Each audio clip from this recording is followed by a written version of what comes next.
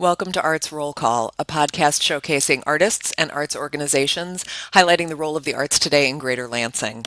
I'm Robin Miner-Swartz. I'm an editor, communications consultant, and a lifelong arts advocate. And today I'm talking with Jen Estill. Jen is the founder and creative director of Redhead Creative Consultancy, a Lansing-based brand marketing agency that builds strategies that drive change for people, place, and prosperity.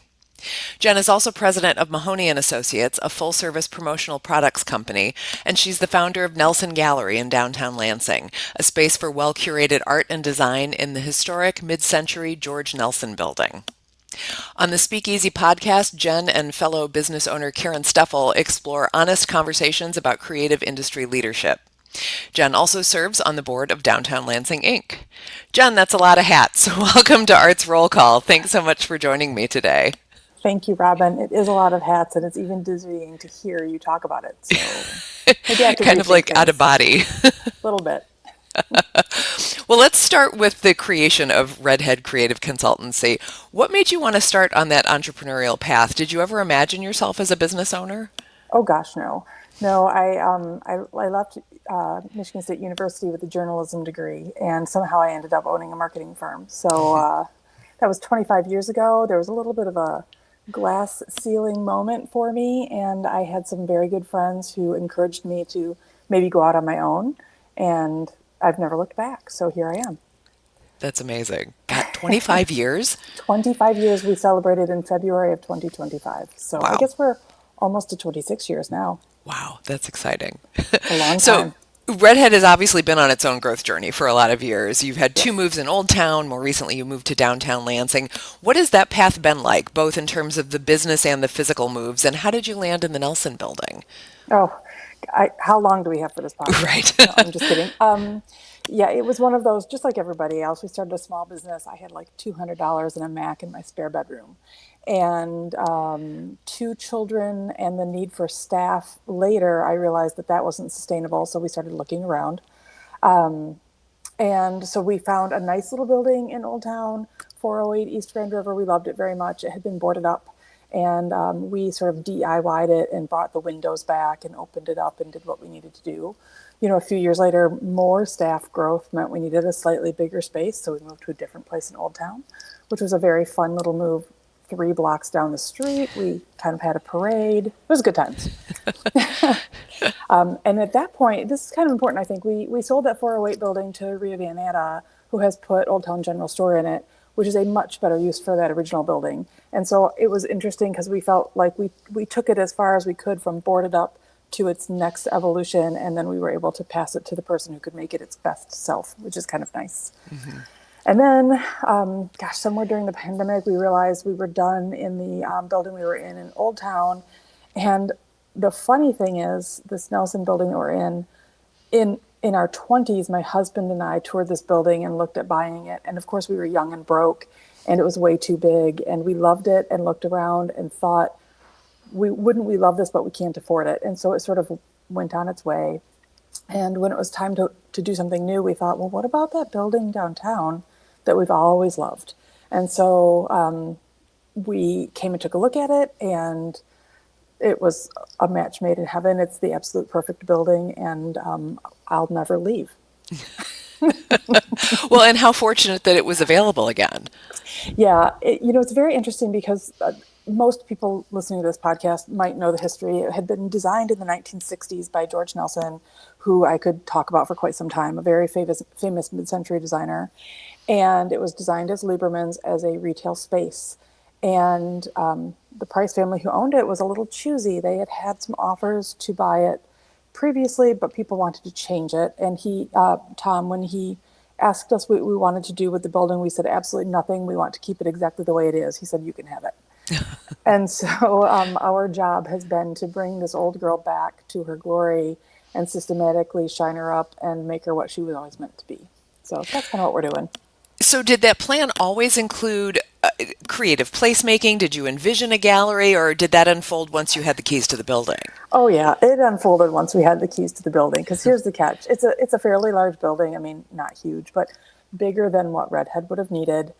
And there was this moment we were sitting around. As I mentioned, it was designed to be a retail building. And the cool thing for someone who has not been in the Nelson building, it is built with shelf installations for retail, some of which move, and I could talk about that, and some of which are just there. It is built to be a retail space, and we're looking around, and it was sort of, we were grimy, it was dirty, we were trying to figure out what on earth we were going to do. And we're like, well, we're not putting desks in here. That's ridiculous. And we thought it would just look nice with some ceramics or pottery on the shelf. And that was how Nelson Gallery was born. Just trying to figure out what would look good on these shelves. And so that's a whole story. But it was definitely, the gallery was built of the space and the opportunities that the space gave us. So, how are the exhibitions curated? What sort of other things do you do in that space besides art? Oh gosh, the, there's there's so much. Let's see. So the exhibitions are curated. I mean, when we decided to build the gallery, my first call was Barb Hrinovich, who is one of the best artists in town, and she has a fantastic career. And I've known her since day one of being a baby grown up. And I said, Barb, I have this crazy idea. We bought this building. We're thinking maybe a gallery. I think it might look good with ceramics. And since you are in the Potters Guild, I thought, what do you think? And she's like, yeah, let's do it. And so at the very beginning, Barb called friends who called friends, and she curated our first, I don't know, dozen or so artists based on people that she knew had beautiful work, people she knew would be patient with a new gallery owner who didn't know what they were doing, and that she knew were looking for a space. And so that's how we originally were curated. Now that we have a little bit of history behind us, artists come find us, we come find them. We right now stand at about 30 local artists. Our artists range from ceramics and pottery, which are gorgeous. We had a great show in December. It was beautiful. Oil, gouache, fiber, glass, and we have things that range from, I don't know, giftable to collector items, which is kind of nice. But we also do artist shows. We rent the gallery out. We've had wedding showers in here. We were really proud that Sarah Anthony chose this gallery to announce her run for Senate. So it's a nice space in a nice location, easy to use for that kind of thing. Yeah. And then, of course, activation on the street, like our live music. What has surprised you about owning a gallery? All of it. You know, the funny thing is, I'd been a business owner for quite some time. I was like, oh, I know how to run a business. But a gallery is different than a service-based creative business by a long shot. While they're adjacent, but they are very different. The things that have surprised me the most is how hungry people are for space and community and for creative space and for a home. And so our artists feel like they have another place to be, a network of community between them and with us, etc. That surprised me how much there was space for that in our community. What surprises me on a daily basis is how art makes you think differently. The cool thing about our space is since it's dual use, we have businesses and we have the gallery. All of our business meetings happen surrounded by artwork, which is fantastic. And the artwork changes. And so the conversations around that change, and the conversations that people have when they come in the door, when they're being thoughtful about consuming art and what it might mean or look like in their home or what the artist was thinking. That surprises me. I didn't understand how much that would mean. And then the other thing that has surprised me, which is kind of a weird one, that we as a community have a lot of work to do to build a culture of art buyers. And hear me out. We have fantastic artists who have a lot of support. I don't know if other communities have this much creative talent and art talent everywhere in every breath and pore, but we have tons of them. We know in selling work here at the gallery that we sell higher ticket items to people from zip codes not from Lansing. So people who have come into the community to speak at a conference or something like that. And we also know that people sometimes feel like art isn't for them, right? And the beautiful thing about what we do, art can be a coffee mug and it can be something you use every single day. It doesn't have to be a piece that just sits on a wall, although there is a space for that too. And so I've learned that there is space for those of us in and adjacent to the art space to invite more people in and teach them how profound that can be in making a well-rounded space. Well, and you do, just by nature of where you're located, and you do get walk-in traffic. You do get people Mm-hmm. who are there, for lack of a better word, accidentally. I'm sure you are encountering all sorts of folks who have different levels of comfort and interest in art, too. Oh, yeah, it's amazing. We did this funny thing. We'll talk a little bit about how we activate things on the street, but in December in Lansing, we have the big red ball drop when the balls are delivered to the traffic circle. And this year, Nelson decided to work with a local band and bring some jazz students in to play live music while the band while the balls were being delivered, which was the most delightful thing to have a bunch of high school kids here playing holiday songs, et cetera. But the thing that was interesting to me was the kids staged in Nelson. This is where they were and ready for the timing of it all. And watching those kids experience art and talk about art and maybe come downtown for the first time. And that was really charming and interesting to me because they're artistic minded children who are playing music, and seeing them interact with art for the first time in our space. Somewhere in there's a metaphor for everything in culture and everything that should happen, you know? Yep, yep, that's really cool. So you mentioned a little bit about activating things in the street. I know you launched Live Music Thursdays as part of the gallery's programming. Talk a little bit about what inspired that and how it fits into the creative placemaking goals you have for the Nelson. Yeah, it's funny because you asked about the creative placemaking goals, and that makes me feel like I should have them formally written down. But really, our They're goals, here. here we are. We didn't, we sort of accidentally opened a gallery and really quickly realized how there was an appetite for that. And then I was having a conversation. It was the middle of a pandemic. It was like Hanukkah, Christmas time. We're hanging out with some friends, an old friend who is a musician. And we were like, what could we do to get music into the gallery? How could we make that happen so we have a different kind of art that's represented? And we just brainstormed what it would look like to do art on the street for free. And his band was the guinea pig, and we've been doing it, I think, 3, 4 summers now, to just live music once a week to bring people down. It's free. The bands are obviously paid. I feel very strongly that artists should never have to donate their time. And it's just been a ton of fun. And now we've become like the place on the block. If someone's having an event, they know the music will be by Nelson because we know how to do that thing. So we're able to not only do our own programming, but assist our neighbors if they're trying to do some programming too. And it's a That's lot of fun. fun. Yeah, it's fun. That's great.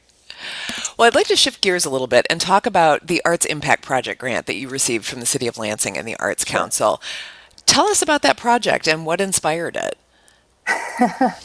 Well, another strange, weird story. So I was an MSU student who was not from Lansing and decided to stay. And driving around town, I drive past Cedar Street. I'm driving around and I'm like, what is that scrap heap? What is going on in the middle of the city? I don't understand this. And I thought it was really weird. And this was in the olden days, right? Old Town was not the Old Town we know. Proust wasn't there. The temple hadn't even become a club yet. It was empty. And you just looked at this giant heap of scrap metal with no context. Not being from town, I didn't know the lore, and I thought that's so strange. And then we moved to Old Town, and turns out we were just a block or so away from Friedland. And I learned what Friedland Industries was, and how long they had been in town, and how nice they were, and how interesting their story was. And fast forward, Scrap Fest is born. That's happening, and this is a story people should tell. I don't want anybody else to drive past and go, what's up with that scrap heap? I don't understand. Yeah. And so I had for years thought it would be neat to use, it's the installation is a very liminal space. It's on the edge of their scrapyard, on the fence line, in the 2 feet, 3 feet between the fence line and the sidewalk. And it's a very busy road, but it's also a very direct pipeline into Old Town and downtown. So it's an opportunity to grab eyeballs and make people think differently about what's behind that wall. So I'd been thinking about it for years and years and years, and this year just happened to be the right time for us to try to tackle the project. And so you're working with David Such on this, I understand. And I know you two were close business neighbors in Old Town. Can you talk about your relationship with him and why you wanted to partner with him on this project? Oh, yeah, absolutely. David is another one of those people that I met as a wee baby professional, and he was a creative in the market. I've always respected him immensely. His brain is very, very, very creative. And he was the brain behind the invention of Scrap Fest as well. Sort of like me, he was in the neighborhood and saw there's this budding creative neighborhood and this historic 100-year-old scrap metal recycler. How do we unite those two aspects of this neighborhood and what could we do? And in doing so, he invented the idea of Scrap Fest, which has become a very beloved festival here in town. So you're not going to me, there was no other choice than to ask David to help with having a metal installation there. He was the right answer, and he's a creative that I've respected for decades, and I would do anything for a chance to work with him. So it worked out. So when will we see something come of this space? What's your time, I mean, not exact timeline, but what does the timeline leading up to this look like? Well, we installed in September. Well, no, it was October. So in October, we installed the piece is called Etched in Metal, Written in Stone, and those are pieces from some poetry Rose Cooper did for us a few years ago for Scrap Fest. And what we did is gathered her poetry. David concepted what a three-dimensional metal sculpture would look like. My staff worked on the history of Old Town, of Friedland, of manufacturing in Lansing, and the importance of scrap and how does it work. So it's in essence almost a museum installation, but outside on the fence. It's a scrappy, interesting piece. It's the scrap metal place. It's got a vibe. But the great thing is, as cars come through, they can see on the fence. There are words that they can read from afar. The sculpture is a nice big pop as they come over the hill there by Bruce. And then pedestrians can read those histories and those stories of the people who had populated Old Town over the course of time and the things that happen in the scrapyard and why that is important. And in the spring, if we're very lucky, you'll see a few hundred crocuses bloom because we put those bulbs in before the weather turned so that we can sort of integrate with the whole landscape. What does it feel like to see all of that come to life? It's funny, the process of it was so much fun. The process is my favorite part. When I asked David to help, he said, "Oh, I know what I want to do." And so he ran with his section of it, which was really great. We were working with Friedland, who is they support art like nobody, like just in an incredible way. And then the team of people we had designing and writing and researching and putting the artwork together and the physical nature of what goes where on the fence and installing it. It just had all of those touches and pieces of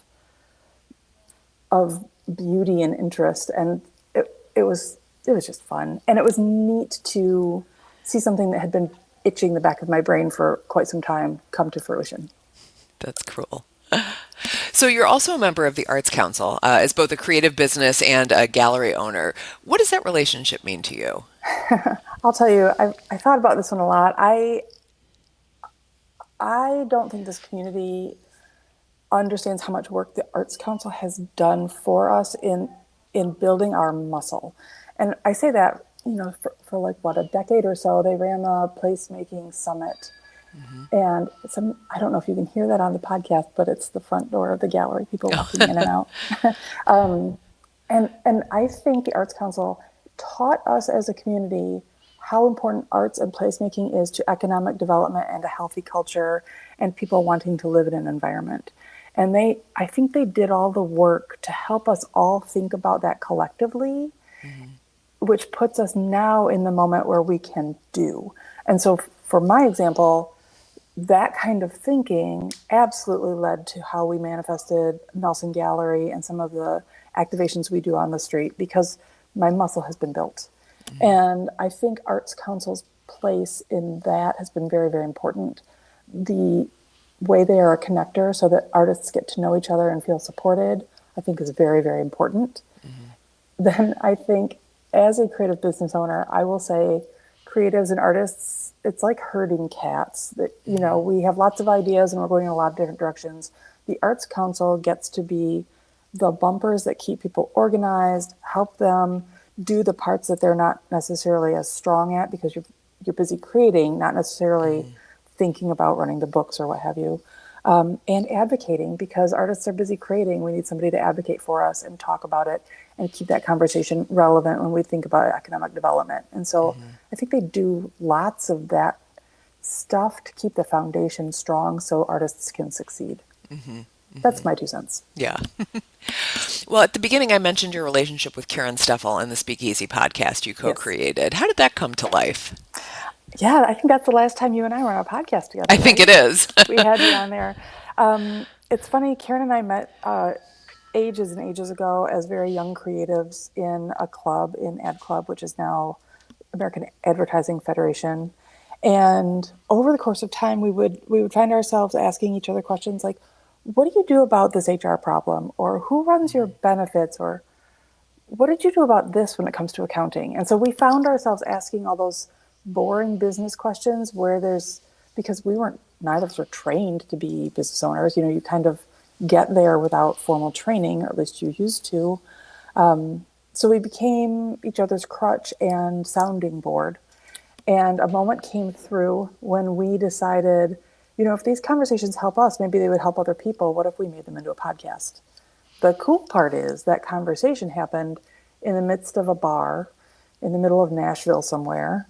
And so that's why we named it the Speakeasy Podcast, because we're usually getting together, having some drinks and solving problems and talking about our woes.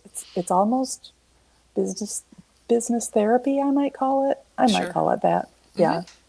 So that's sort of how it came about. And it's really great for us when clients listen to it or mention, oh, I heard on the podcast that you said so-and-so or such and such. And so, if we're helping other people figure out how to lead in a creative industry or manage the interpersonal parts of running a business, that's fun. And so we get to learn and grow ourselves and bring some people along with us. I think especially for people who are solopreneurs or running small businesses, you sometimes feel like I'm the only one experiencing this thing, and you are most definitely not a special snowflake. Somebody has been through this thing before. And I think even just hearing other people articulate that and acknowledge it has to be helpful. It does. And I have been so fortunate because sometimes Karen will come up with an insight that I didn't think of, or vice versa. So even having the conversations about work from home or bring people into the office. What do you do when you're in a creative slump? What happens when things go over budget and you have to have a difficult conversation? Even after 25 years of running a business, having that conversation with someone helps you solve your problems, and understanding that other people have other perspectives that can help is super nice. Yeah. And you feel less alone, which is always good. This is true. It is always good. Yeah. So much about the world is changing like at a ridiculous pace right now. But what does that mean for the field specifically of creative consulting and marketing? What do you see for the future of Redhead? I'm going to say that the good news is that people need brands, people need their brands to work hard, and will always need their brands to work hard. And what that means is always going to change as we're keeping up with technology and culture. So people's need to tell their stories is only increasing. That's great news. More and more, we're seeing that audiences really want to understand not just what a brand does and for who, but why they do it. Like, why do you do what you do? Why does it matter? And so that sort of emotional and values-based alignment is becoming more and more important, and lots of companies still are walking that path. And that's really what we do. We help them. We can help brands articulate who they are, why their work matters, and then communicate that visually and through their brand marketing. So luckily, I think that is not going to go away. I might be one of the lone voices that says, I'm not afraid of AI. It's just a tool. You still need creative thinking and leadership and strategy in order to use said tool. So I'm not too worried about that. So it's been an interesting couple of years, but I think we're going to see a lot of success in our industry. We're very lucky, I think, with Redhead. The intersection of our client work and our own experience as placemakers and community builders has really led us to that focus of people, place, and prosperity. We know that supporting places matter. It matters a lot. And supporting the work that helps communities grow and be healthy matters a lot. And that in turn helps people thrive. And when I really step back and think about the opportunities that the Midwest and specifically Michigan has to grow and grow in a healthy and smart way, the clients we're serving are helping that to happen in a way that benefits everybody who lives here. And that problem's not going to go away anytime soon either. Yeah. Yeah. So, I mean, budget's weird, federal government, chaotic, but we'll find a way. Yeah. What's on the horizon at Nelson Gallery? Events or exhibitions that you have coming up in 26? Yeah, absolutely. Like early in 26, and I think March and April, Andrew Sandstead is going to bring his metal sculpture here, which is kind of exciting. He's a very talented artist, Scrapfest fella. That's how we met, is through Scrapfest. And in March, we'll also do, for the second year running, our Historic Women of Washington Square activation here on the square. It's cute. It's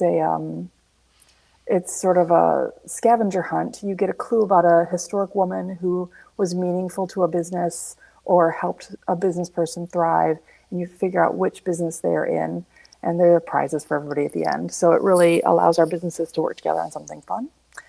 I think we have a collage artist, Jane Rosemount, is coming May and June. So we've got some good stuff on the horizon. Nice. Well, is there anything else you want to share with us? Anything else I haven't asked you about that you'd like folks to know?